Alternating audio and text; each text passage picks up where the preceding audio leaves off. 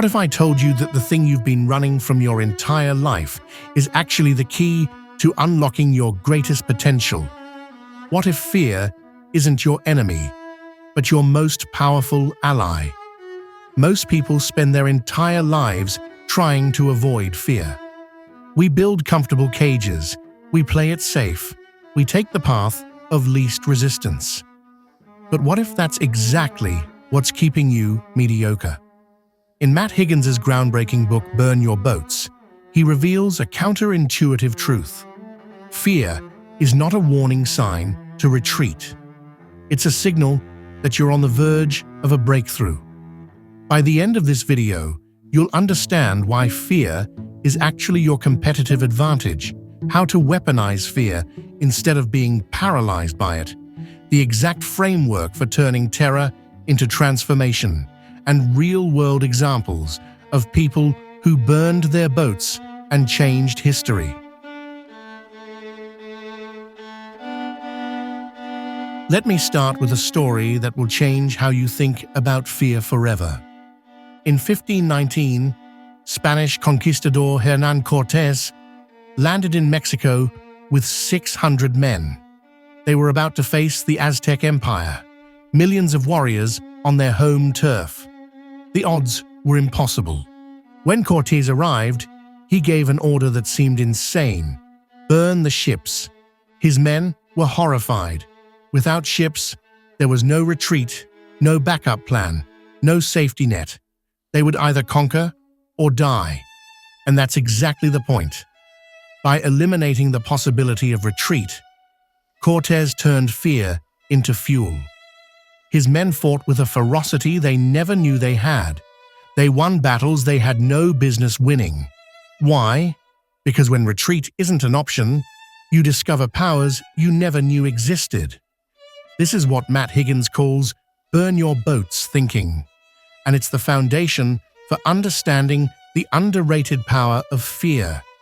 Here's what most people get wrong. They think fear is a stop sign. You feel fear, so you think, this must be dangerous. I should go back to what's comfortable. But Higgins argues that fear is actually a compass. It points you toward growth, toward the edge of your current capabilities, toward the person you're meant to become. Think about it. You're afraid to start that business? That's because it matters. You're terrified of that conversation? That's because it could change everything. You're scared to put yourself out there. That's because you care about the outcome. Fear doesn't show up for things that don't matter. Fear shows up at the threshold of transformation. Most people never realize their potential because they're trapped in what Higgins calls the comfortable cage. You have a job that pays the bills but doesn't light you up. You're in a relationship that's fine but not fulfilling. You have dreams you've shelved because they seem too risky. And every day, you tell yourself you're being practical, being smart, being responsible. But here's the brutal truth. Comfort is a slow death. The cage may be comfortable, but it's still a cage. Higgins writes, "The greatest risk is not taking one. When you play it safe, you don't avoid fear. You just trade the sharp fear of possibility for the dull ache of regret." Now, not all fear is created equal. Higgins distinguishes between two types. First, primal fear. This is evolutionary fear, the fear of physical danger, of genuine threats to survival. This fear is useful. It keeps you from jumping off buildings or petting wild bears. Second, growth fear. This is psychological fear, the fear of rejection, failure, embarrassment, or the unknown. This is the fear that shows up when you're about to level up. Most people treat growth fear like primal fear. They react to the fear of starting a business the same way they'd react to a tiger in the room.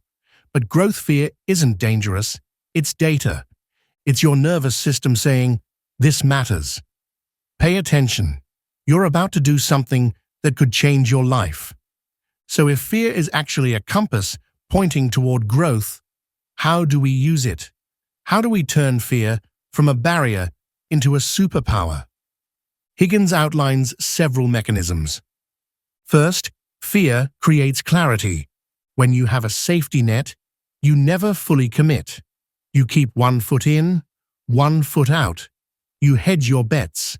But when you burn your boats, when you eliminate the backup plan, something magical happens. You get crystal clear on what actually matters. Imagine you have 6 months of savings and you quit your job to start a business. You're going to waste time, second-guess yourself, maybe even self-sabotage, because unconsciously, you know you can always go back. Now imagine you have no savings, no plan B, no safety net. Suddenly, every decision matters. You cut through the noise, you stop overthinking, and start executing. Fear has forced you into clarity. Second, fear reveals hidden capabilities. You don't know what you're capable of until you have no choice but to find out. Higgins shares a powerful insight. Your capacity expands to meet your circumstances. Think about emergency situations, the mom who lifts a car off her child, the soldier who performs heroically under fire, the entrepreneur who pulls off a miracle when bankruptcy is breathing down their neck. These aren't superhuman people. They're ordinary people in extraordinary circumstances. The pressure didn't break them, it revealed who they really were. When you remove your safety nets, you stop operating at 50% capacity. You discover reserves of creativity, resilience, and determination you never knew you had. Third, fear eliminates distraction. In our modern world, we're drowning in options. We can do anything, so we do nothing. We dabble, we experiment, we keep our options open. This is called optionality, and while it sounds smart, it's actually a prison. Higgins argues that true power comes from constraint. When you burn your boats, you can't afford distraction. You have one mission, one focus, one direction. Think about the most successful people you know. They're not the ones pursuing 20 different opportunities. They're the ones who bet everything on one thing and didn't look back. Jeff Bezos didn't build Amazon while keeping his cushy Wall Street job. Elon Musk bet his entire PayPal fortune on SpaceX and Tesla. They burned their boats. Fourth, fear builds authentic confidence. Here's a paradox. Real confidence doesn't come from avoiding fear. It comes from walking through it. When you play it safe, you might feel secure, but you never develop genuine self-trust. You always wonder, could I have done it? Am I capable? But when you face your fears and survive, when you burn your boats and figure it out, you develop unshakable confidence. Not the fake confidence of bravado, but the deep knowing that comes from testing yourself and winning. Every time you choose courage over comfort, you make a deposit in the bank of self-respect. You prove to yourself that you're capable of more than you thought. All right, this all sounds great in theory, but how do you actually apply this? How do you harness fear without being reckless? Higgins provides a practical framework. First, you need to honestly assess what boats you're currently clinging to. What are your safety nets, your backup plans, your escape hatches?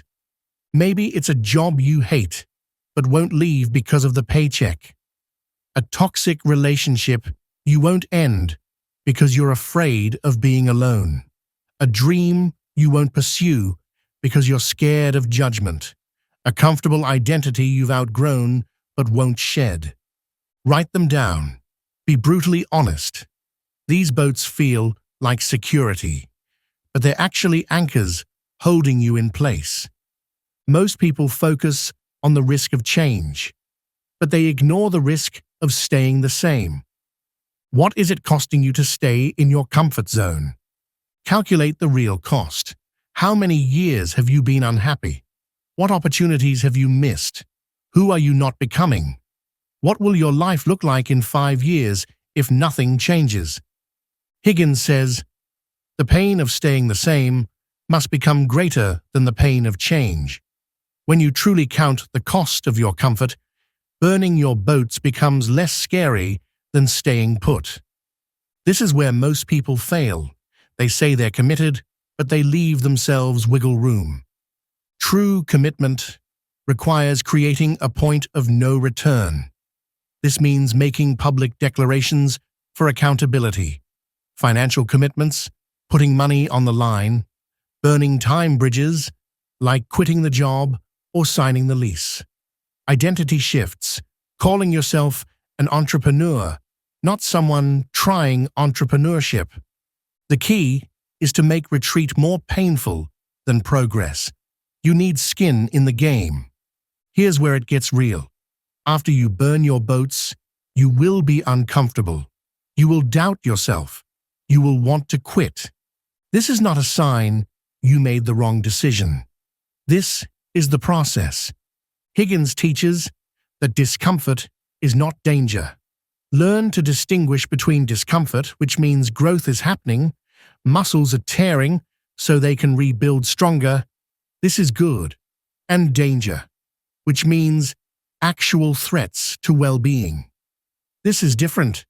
Most of what we call danger is actually just discomfort. Learn to sit with it.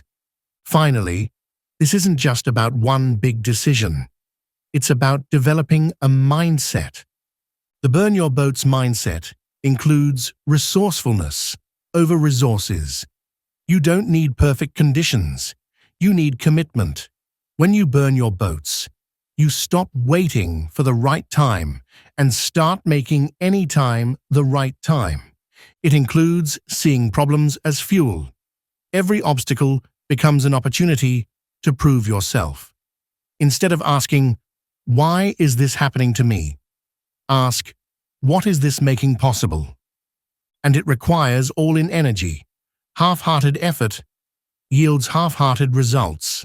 When you're truly committed, you tap into a different level of energy and creativity.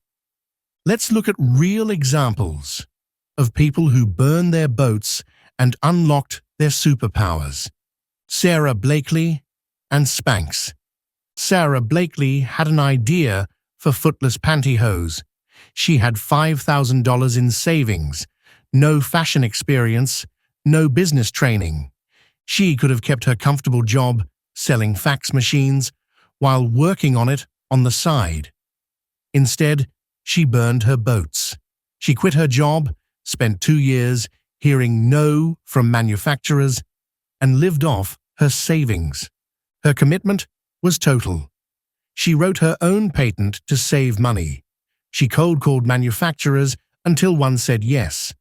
She named herself the company's CEO when she had 0 employees. Today, Spanx is worth over $1 billion, and Sara became the youngest self-made female billionaire. The key? She made retreat impossible. She went all in. Jim Carrey's story. Before Jim Carrey was famous, he was a struggling comedian living in a van with his family. In 1985, he wrote himself a check for $10 million for acting services rendered, and dated it Thanksgiving 1995, 10 years in the future. This wasn't just positive thinking. It was a burn your boats moment. He carried that check in his wallet every day. It was a constant reminder that retreat wasn't an option. He was going to make it or die trying. In 1994, right before Thanksgiving, 1995, he was cast in Dumb and Dumber for, you guessed it, $10 million. When his father died, he put that check in his father's casket. The dream had been achieved because he refused to consider any alternative reality. Matt Higgins himself, the author of Burn Your Boats, lived this philosophy. Matt's mother was on welfare. He grew up in poverty. At 16, He dropped out of high school to work full-time to support his family. Society said he was done. No high school diploma, no future. But Matt burned his boats. He worked 3 jobs while studying for his GED. He got into community college, then transferred to Queen's College, then got accepted to Harvard Law School. He didn't have a backup plan. He couldn't afford one. That desperation became his superpower. Today, he's a successful venture capitalist, co-owner of the Miami Dolphins, and one of the most respected business minds in America. His secret? He turned fear and necessity into an unstoppable drive. Notice the pattern in all these stories. They identified what they truly wanted. They eliminated the possibility of retreat. They endured massive discomfort. They emerged transformed. None of them had special advantages. They had fear, and they used it. So here's where we are. You now understand that fear is not your enemy. It's your compass. You know that the boats you're clinging to are actually anchors. You've seen the framework and the proof that it works. Now comes the hardest part. What are you going to do about it? I want you to ask yourself one question. What would I do if I couldn't fail?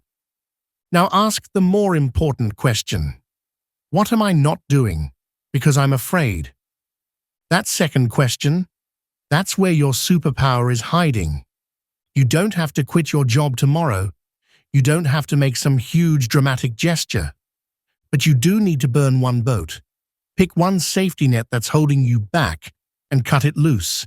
Maybe it's telling people about your dream, killing the boat of hiding, investing money in your idea, killing the boat of just thinking about it, setting a public deadline, killing the boat of someday, ending a relationship that's holding you back, killing the boat of comfortable dysfunction. Burn one boat this week. Feel the fear. Do it anyway. Here's what I know. On the other side of your fear is the person you're meant to become. Right now, you're operating at a fraction of your potential. You have talents, abilities, and possibilities that are dormant because you haven't created the circumstances that demand they emerge. Fear is the gateway. Discomfort is the price of admission. And commitment is the vehicle. Matt Higgins writes, "You don't need to have it all figured out. You just need to make retreat more painful than progress." So burn your boats. Not recklessly, but intentionally. Not stupidly, but courageously. The life you want is on the other side of the fear you're avoiding. If this resonated with you, I'd love to hear from you. What's one boat you're going to burn this week? What's one safety net you're going to cut loose? And if you want to go deeper, I highly recommend getting a copy of Burn Your Boats by Matt Higgins. This book will change your life if you let it. Remember, your greatest power is on the other side of your greatest fear. Now go burn your boats. I'll see you in the next one.